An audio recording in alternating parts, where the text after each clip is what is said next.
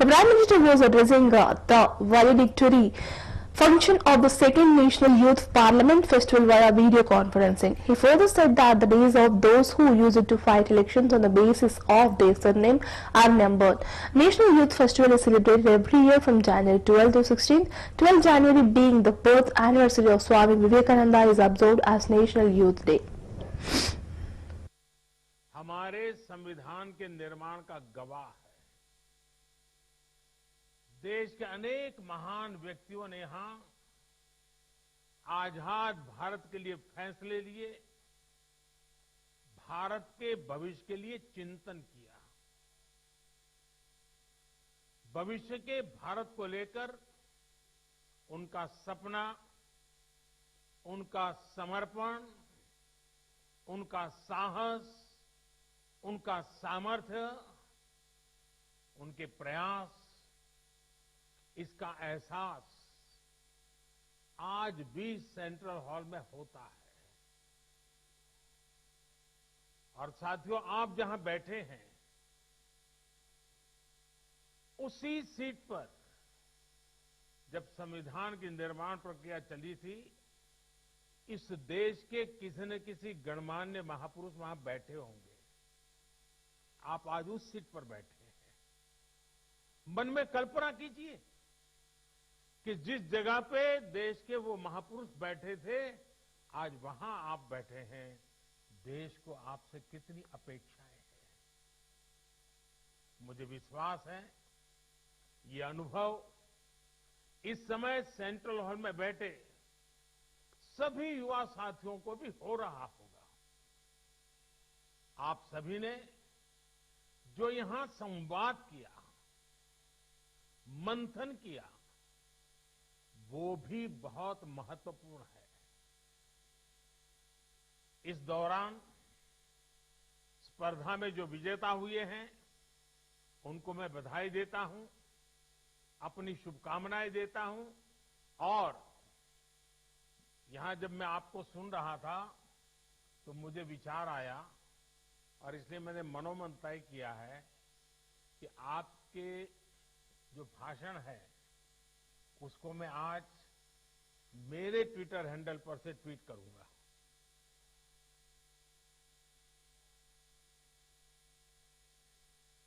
और आप तीन का ही करूंगा ऐसा नहीं, अगर रिकॉर्डेड मटेरियल अवेलेबल होगा तो मैं जो कल फाइनल पैनल में थे उनके लिए भी उनके भाषण को ट्वीट करूंगा, ताकि देश को पता चले कि संसद के परिषद में, इस परिसर में हमारे भावी भारत कैसे आकार ले रहा है। तो मेरे लिए ये बहुत गर्व की बात होगी कि मैं आज आपके भाषण को ट्वीट करूंगा। साथियों, स्वामी जी ने जो देश और समाज को दिया है वो समय और स्थान से परे हर पीढ़ी को प्रेरित करने वाला है, रास्ता दिखाने वाला है। आप देखते होंगे कि भारत का शायद ही ऐसा कोई गांव हो, कोई शहर हो, कोई व्यक्ति हो जो स्वामी जी से खुद को जुड़ा महसूस न करता हो, उससे प्रेरित न होता हो। स्वामी जी की प्रेरणा ने आजादी की लड़ाई को भी नई ऊर्जा दी थी। गुलामी के लंबे कालखंड ने भारत को हजारों वर्षों की अपनी ताकत और ताकत के एहसास से दूर कर दिया था। स्वामी विवेकानंद ने भारत को उसकी वो ताकत याद दिलाई, एहसास कराया, उनके सामर्थ्य को उनके मन मस्तिष्क में पुनर्जीवित किया, राष्ट्रीय चेतना को जागृत किया।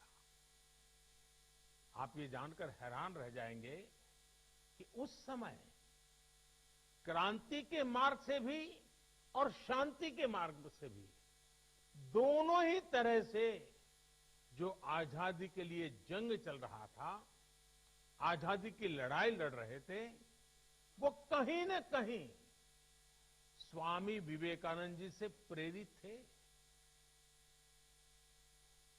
उनकी गिरफ्तारी के समय, फांसी के समय स्वामी विवेकानंद से जुड़ा साहित्य जरूर पुलिस के हाथ आता था।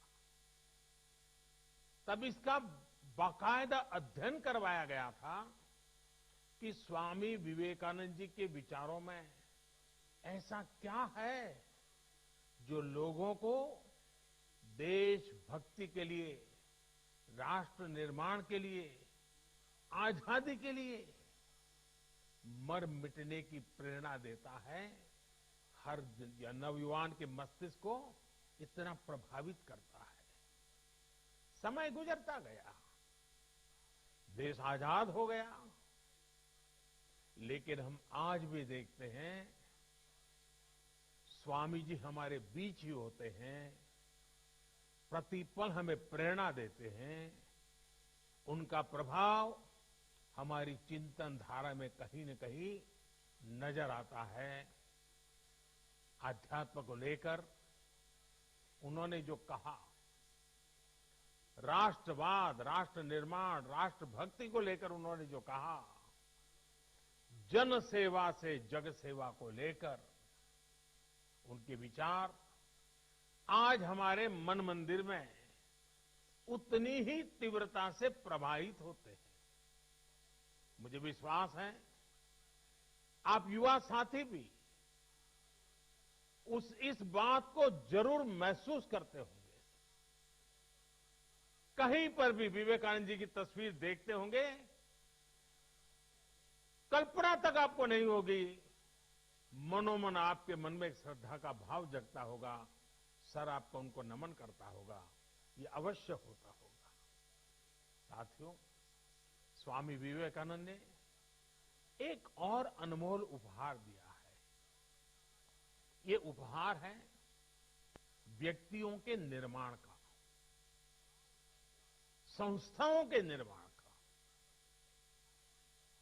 और ज्यादातर ऐसे विषयों की चर्चा भी थोड़ी कम ही होती है, लेकिन हम अध्ययन करेंगे तो पाएंगे कि स्वामी विवेकानंद ने ऐसी संस्थाओं को भी आगे बढ़ाया जो आज भी व्यक्ति के निर्माण का काम बखूबी कर रही है।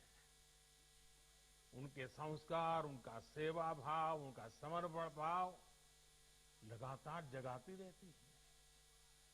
व्यक्ति से संस्था का निर्माण और संस्था से अनेकों व्यक्तियों का निर्माण एक अनवरत, अविलंब, अबाधित चक्र है जो चलता ही जा रहा है।